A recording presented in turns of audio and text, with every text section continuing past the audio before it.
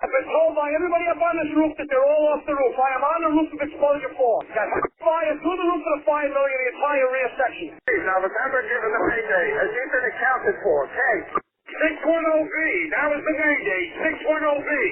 I'm here. We got a fire. 1.5-story, single-family dwelling. Fire shown from the second floor. Give me a second alarm on this. Coming up to the top floor. I got people hanging out the top floor windows with a baby. Commercial building. A lot of fire, a lot of smoke. Go ahead and strike a third alarm on my orders on this. Got people on the front fire escape here with windows vented below them. We need somebody up there. Yeah, let them know we got a job. I'm pulling up now. Second alarm, I got a 1-story single-family frame. Heavy fire showing from the attic. So we're using all hands. We got one line stretch, fire on the 4th floor. Second line being stretched. Primary searches are underway. Welcome to Old School. I'm Rick Lasky, along with my good buddy, John Salka. And John, one of the things that came up in one of our classes today, and in one of our leadership classes, actually was a Company Officer Academy, is a section where we cover like the supervisor, the manager, and the leader, or supervision, management, and leadership. And I know we always tell the students that, look, don't confuse what we're saying. We talk about management or managers. We're not talking about like a store manager. We're talking about managing stuff, supervising people, leading from the front, that kind of thing. And you can't be a good leader, good to great leader, if you don't understand what it means to be a good manager and manage the stuff, the paperwork, the budgets, the policies, the procedures, stuff. All right. And none of that works because the very foundation of it all is being a good supervisor and understanding what it means to be a good supervisor and the whole supervision thing. And I think we wanted to focus kind of a little bit today about one of our idols. I know you actually wrote an article on it from our idol, Colin Powell, and then we actually snipped it right from his book. It worked for me, right? And the phrase is never what? Never walk past a mistake. Never walk past a mistake. Right. That's certainly one of the important elements of supervision. As you already mentioned, leadership and management and supervision are all sort of jumbled together. They're all part of the ingredients to make a good leader and a good boss. And let's face it, we're talking about good fire officers, about officers, right? We try and make good officers all the time. Sometimes you're contributing. Sometimes some of your young firefighters are watching you as a young or maybe even as a senior officer, and they're learning a lot just from being with you. Guys don't even realize that they're training future officers just by working with them, just by being in the firehouse and riding on a rig and supervising a couple of young firefighters. You're contributing to their future skills as an officer. Well, and you said something in class today when we were teaching, coincidentally, and you say this all the time. When you got promoted to a lieutenant, when you first made lieutenant, you weren't sitting at home, wringing your hands, rubbing your hands, going, "Oh, I can't wait to get to the firehouse and supervise people today." Right. And then we. And I actually use a couple of specific examples. Right. I said, I can't wait to get to the firehouse tomorrow. Make sure everybody comes in on time. Make sure they got the right uniforms on. Make sure their mustaches aren't over the edge of their lip and stuff like that. I mean, nobody's thinking about that. Nobody. Listen, I think I can safely say, as officers, those of you that are listening, if you are an officer or maybe you act as an officer, no officers are really looking forward to. Nobody's really waiting for a chance to practice supervision. You know what I'm saying? It's not a sought after skill. It's not something you're saying, "Oh gosh, that's the best part of being an officer," is making sure the guys are doing their job. However, the next question always is it important? And my gosh, is it important? Oh, it's so important. And sometimes I think they confuse it, and we're very quick to clear that confusion up when they go, "Well, you know what? I didn't sign up to be a babysitter. I'm promoted to the position of lieutenant or captain, and my job is to take care of my people." And yeah, it is your job to take care of your people, but you use the word babysitter. You said you didn't sign up to be a babysitter, but no, you did. You actually you signed up to be the parent. Right, and you can use any term you want. Yeah, you can use babysitter or be a parents over supervising the people. Right. The point is, you still are responsible. And I've said this 1,000 times, and you agreed with me. You were a company officer and a chief officer of varying ranks, as was I. Officers are responsible for everything that their company does, for all the people. Whether you have an engineer and one firefighter, or whether you have a guy driving a rig and 4 other firefighters in a bigger city with a more urban environment, you're responsible for your team. You're responsible for their actions, for their deeds and their misdeeds. And if you're going to be responsible for them, you may as well have your eyes open. You may as well be watching what they're doing and measuring what they're doing. and making sure they're doing things right and making sure they're doing things as quickly as they should be done. How do you know that? We talked about this before we get into what happens when we don't supervise here and there. We talk about supervisors, and it's actually a slide we put up there, have to build a work group, a company, engine or truck company, rescue company that's trustworthy in all circumstances. Well, how do you get to a point, Captain Salka, we'll go back in time, Lieutenant Salka, where those guys and gals are trustworthy? What does it take to get to that point to where they're trustworthy in all circumstances? What do you do as a boss? Well, that's the benefit. Well, sometimes people talk about when you're a new officer, at least in the FDNY, you're covering. You're sort of like a substitute teacher. You bounce around, you work in Engine 2 tonight, maybe Engine 2 the next night again. Maybe the officer's out on medical leave. And then you're gone. Then they send you Engine 298 Queens for a night shift. And then in Ladder 9 in downtown Manhattan for the next night shift. You're all over the map. You're just doing a substitute teacher thing. Every place you walk into, you've never been before. You've never met any of the firefighters or any of the officers. And you probably will never meet them again unless you stay local in your one battalion, which often happens as well. The point is, once you land a spot somewhere, once you become the assigned lieutenant of Ladder 1-1, now you work there for a month, for 6 months, for a year, for 2 years. Once you develop a relationship, once you have a crew, once they know you and you know them, you know their likes and dislikes, they know your likes and dislikes. Lieutenant Jonas, he's big on uniforms. You better wear the right uniform. Who's working Lieutenant Jonas today? Yep. Who's working today? Lieutenant Salka. He doesn't care about the shirts, but you better be shaved. Or Captain Smith is working today. What does he go for? Quick turnout, man. If you're not on the rig, he'll leave you here in a cloud of blue smoke. Have your gear on. Have your tools with you. Every officer, every chief has their own little things that they like. So the point is, once you get familiar with your crew and they get familiar with you, everybody starts to know what everybody's strengths and weaknesses are, what their skill set is. Even the firefighters know what their officers' abilities are, and everybody tries to work within that range, work with and do what's expected of them, and do what they know the boss is going to be. So the guys know that about Lieutenant Jonas or Lieutenant Captain or whatever. They know, okay, they know kind of what your needs and wants and desires are. Back to what we were talking about, though, how do you know when we said, okay, well, you're in the office doing your stuff, and we talk about this in class all the time. When you don't get out and do what? Right.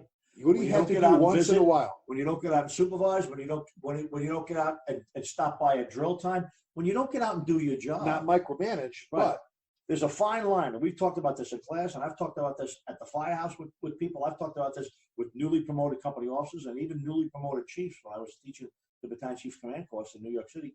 And I'll tell you what, that's a hard question to answer. I don't know who you are. I don't know who your people are. I don't know who your fire department is. I don't know what their skill level is. I don't know how busy they are. But you have to figure out what the proper mixture is of that. Like, if you're breathing down their necks all the time, if you're standing behind the two firefighters that are checking the rig every morning, they're not really not going to appreciate that. They really and it's not helpful.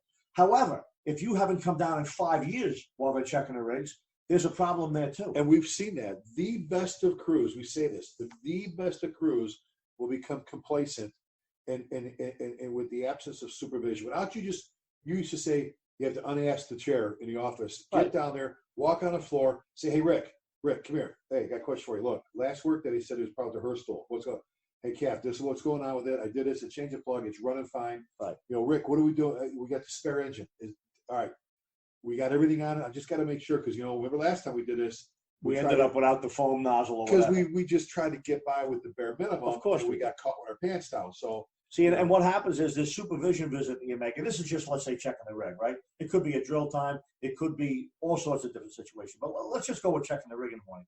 Now, your visit to the apparatus floor as a lieutenant or a captain, as a company officer, somebody right in the front seat, it could be quite coincidental. You could be upstairs doing something, getting some paperwork done, finishing an evaluation. You know the guys are working on the rig, and it's fine because you worked with them for 5 years. And then suddenly you realize, my damn coffee's empty. Let me run down and get a cup of coffee. So now you run down and get a cup of coffee and say to yourself, you know what? Let me make a left at the bottom of the stairs and walk through the apparatus floor, see how the guys are doing on the rig. Because you happen to be going down there anyway. It wasn't a design trip. It wasn't like you said, it's 10 after 9. Let me go down and check the rig. But why not get the most bang for your buck, right? But the other point is, it might be designed. It might be you sitting there saying, you know what? Before 9:15, I want to get down there because I know they're checking the rig starting at about 9 o'clock. Whatever the details are don't matter. But the point is you'd be familiar with it. So sometimes it's planned. I definitely want to go down today. I haven't been down for the past 3 shifts, I haven't stopped down while they were checking the rig. I want to make sure I do it today, just because I want to. That's the frequency I want to do it with. Like I said, it might be deliberate, it might be planned, it might be timed, it might be staged, or you just might happen to be going down to get a cup of coffee and say, hey, let me walk this way instead of down the hallway and see what's going on with the rig. We got a probie working today. Maybe let me see what the senior man is doing with the probie, showing him how to check the rig. So, but the real important point is you can't ignore that. You can't not do that and say, these guys are great. They don't even need a boss around here. And I've heard that said. My guys are so good, they don't even need a boss. That's absolute nonsense. Because they might not need a boss a lot of the time, but yeah, like you just said, even the best of crews, they will slip by fractions of an inch. But before you know it, a couple of weeks or a couple of months will go by, and before you know it, that 35-minute check of the rig will turn into a 25-minute or a 15 quick check. And before you know it, some stuff is getting missed. I checked this this morning. I'm not going to check it tonight. Little half steps will be starting to develop. And why? Because you're not doing your job. Because you're not being a supervisor. And so now we're talking the rig. We've talked before. When you don't supervise, what else doesn't get done? They don't get their daily duties done. They don't check, like you would say. They'll go down, check the oil burner, make sure there's enough oil, enough fuel, whatever. So that's the firehouse, making sure their dailies aren't done, making sure that training doesn't get done the right way, and so on and so forth. Now, tools and equipment, laundry, the beds are made, the second floor office. All of a sudden, you look under your desk, the garbage can's full, and it was full this morning when you came in at 6 a.m. Guess what? They didn't get to that either. Now, these are not big deals, and you guys that are listening are probably laughing right now, talking about garbage cans under the desk. But you know what?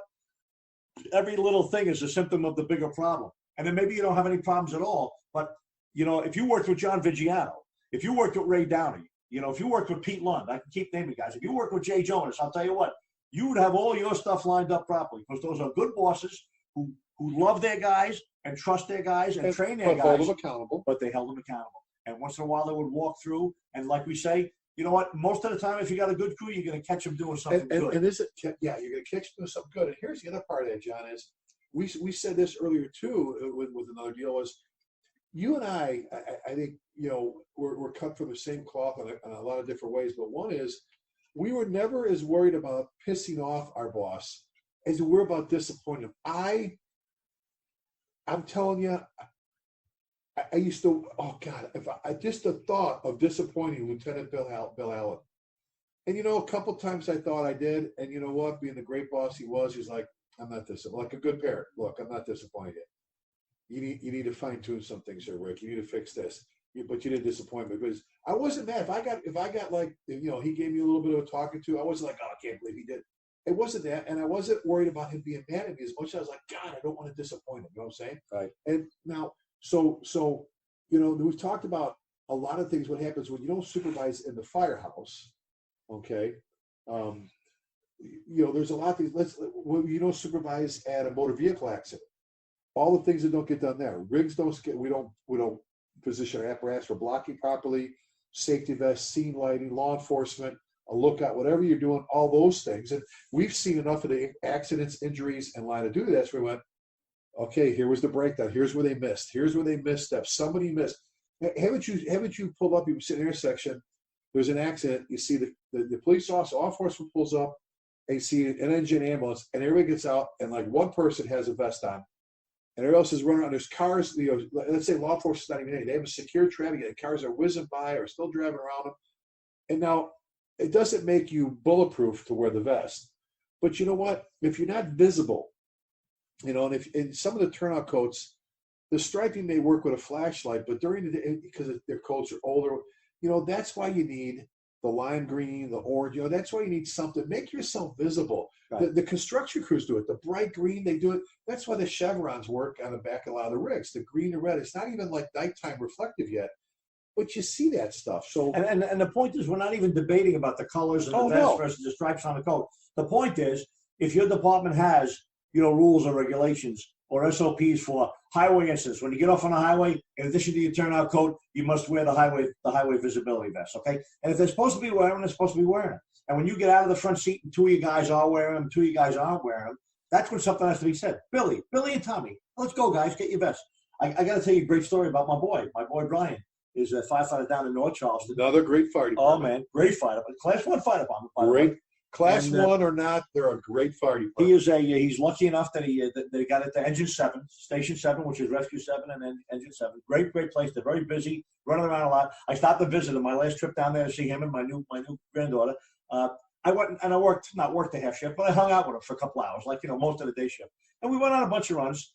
And the first run we went on, well, of course, everybody click. Nobody had the seatbelts on. Not even an issue, not even a discussion. No bells, no whistles, no nothing. And where did that start? What? Where did that start? That started not with just the guy. There was a little talk, and the officer said, "What? We leave the building. Everybody snapped in. There you go. Right. Boom, done." And I was very surprised and very happy because now suddenly it's not just a firefighter; it's my son. Yeah. And I'm saying, "Oh, I'm glad he's wearing a seatbelt." And we go out, we go on our own. They undo. There was a medical call. They handle it. Get back in the rig. Now we're swinging back the corners. We pull up the corners, across the road. What does my son do? My son reaches forward from where he's sitting and grabs a reflective vest and throws it.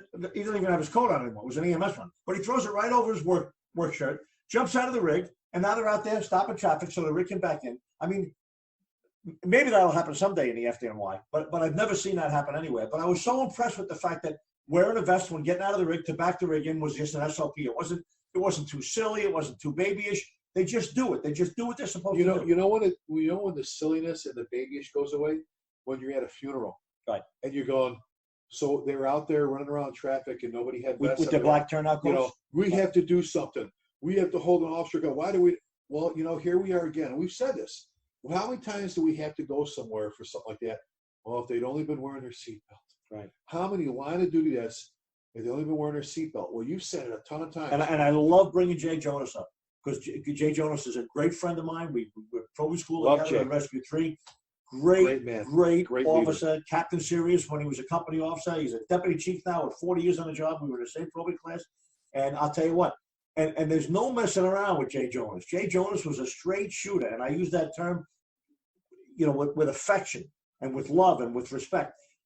When you work with Jay Jonas, you do what you're supposed to do all the time. There weren't too many things that were done contrary to policy, But he wasn't some stern, ratchety old guy. He was a great company officer that guys loved working with and had fun with and respected. Yet he towed the line and he held everybody to doing their job all the time. And I always said to myself, why doesn't everybody work like him? Why doesn't everybody act like him? Why isn't every lieutenant and captain that rides the front seat in every fire department, everywhere?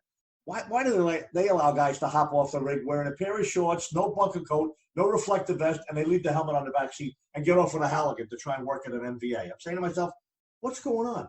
And I do it in a volunteer. Stop when we go. Where I'm the chief. I pull up to an MVA or something, and if I see guys doing something wrong, if I can, I'll cut it off right there. Say, guys, grab some tools. And if not, I'll talk to the officer after the run. Get back to the firehouse. Listen, William, from now on, when you guys get off the rig, everybody has a tool. Everybody. If it's the engine and they're not going to carry a tool, then it should be standing at the back step, holding a piece of hose and waiting to be called to stretch the hose or not. Once we determine we're not going to use the line, then they should walk around to the crew compartment and grab a tool and join the rest of the guys doing whatever it is they're doing.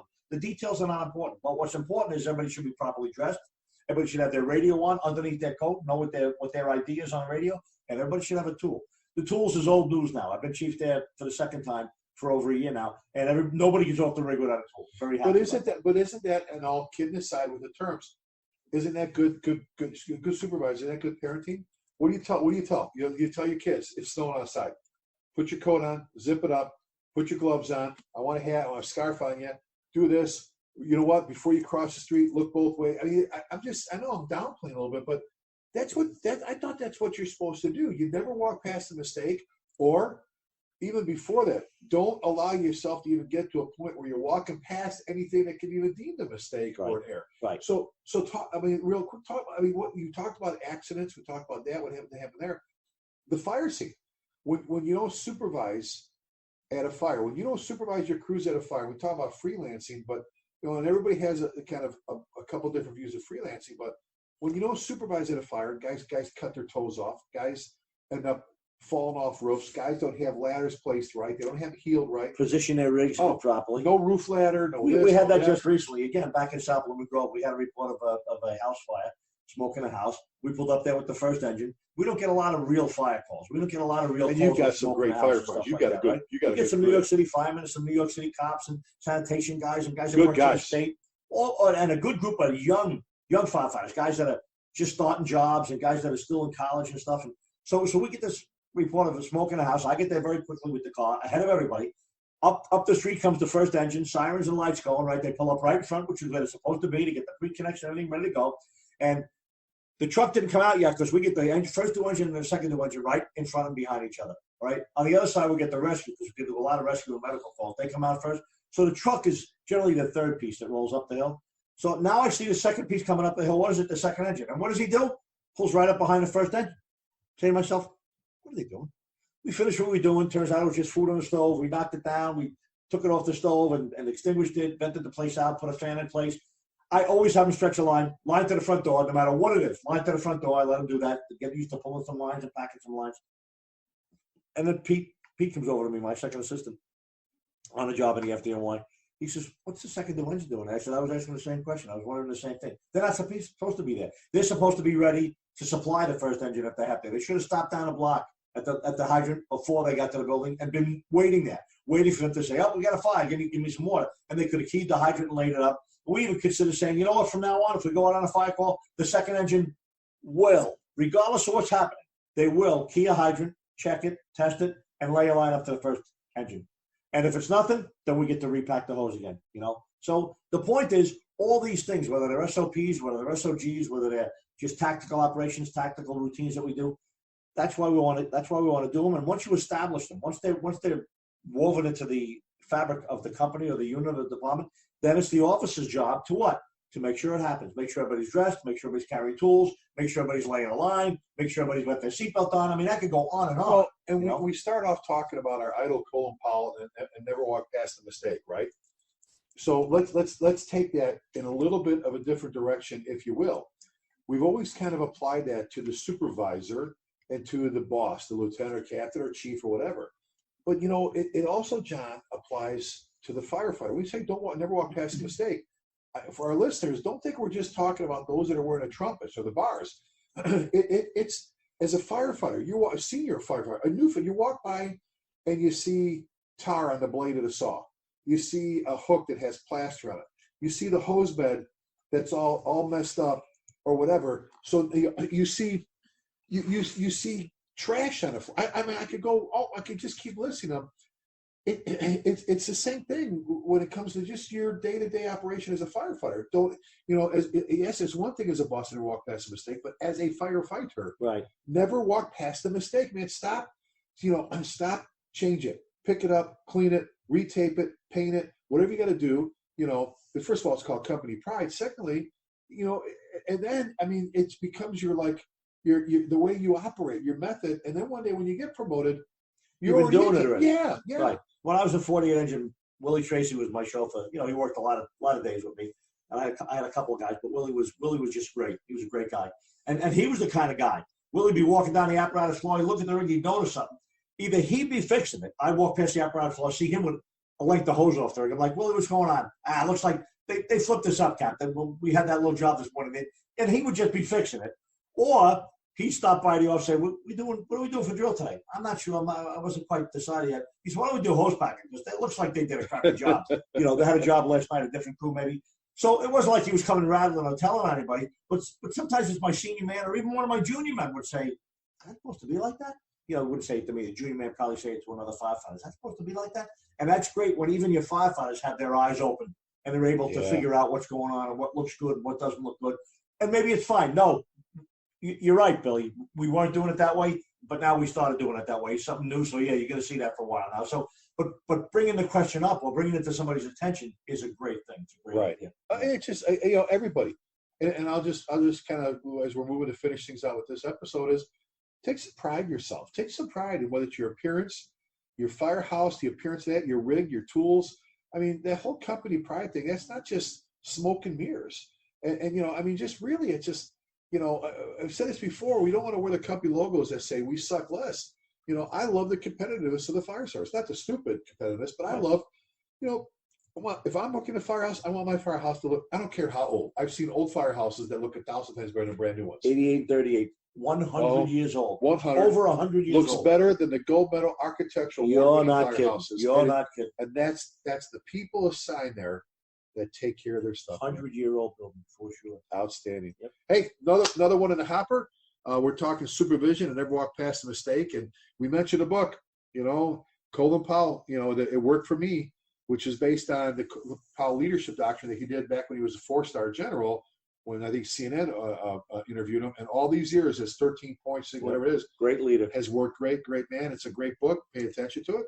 Pick up any of our books. We're on Kindle now. 5 Alarm Leadership is on Kindle. Absolutely. Pride and Ownership will still be soon be there. The Engine Company. Yep. We're going to be moving with our audio books to iTunes and to Audible. So we'll get you posted with that. But if you need to get hold of John, John's email is always it's ChiefJohnSalka@gmail.com. That way you can hear his voice saying it. I'm ChiefLasky@gmail.com. So hey, if you need something, give us a shout. Catch us at one of our classes, and we hope that you're still loving the job like you should be, man.